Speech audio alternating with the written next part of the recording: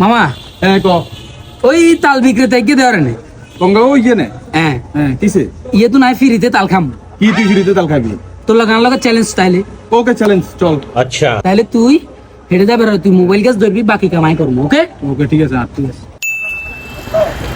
আসসালামু আলাইকুম ভাইয়া। ওয়ালাইকুম আসসালাম ভাইয়া।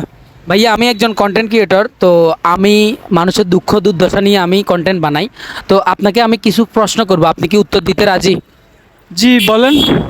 আচ্ছা ভাইয়া, এই সামান্য এই তাল বিক্রি করে কি আপনার সংসার চলে?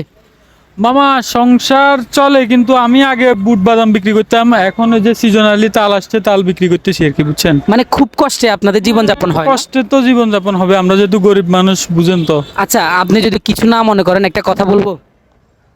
জি বলেন। আমি আপনাকে মানে আমার চ্যানেলের পক্ষ থেকে আমি আপনাকে একটা সম্মানী দিতে চাই, আপনি কি নিতে পারবেন? না মামা থক না মামা, আমি খুশি করে আপনাকে দিব, কেমন? না না মামা দরকার নেই মামা প্লিজ প্লিজ, আমি খুশি করে আপনাকে দিব, আপনার কষ্ট দেখে আমার সহ্য হচ্ছে না, আমি আপনাকে ভালোবেসে আমি আপনাকে দিতে চাই। আচ্ছা ঠিক আছে তাহলে দেন। এই যে এই 500 টাকা আপনি রাখেন। ধন্যবাদ মামা। মামা আমি একটা কথা বলি।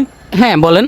মামা আপনি তো আমার টাকা দিছেন, আমি আপনার একটা ডাব খাওয়াইতে চাই। না না না মামা, আমি আপনারে এটা হবে না মামা। মামা একটা আচ্ছা আচ্ছা, দর্শক দেখতেছেন, আসলে উনাকে আমি সম্মানী করে আমার পক্ষ থেকে একটা টাকা দিছি, উনি আমাকে একটা তাল খাওয়াচ্ছে।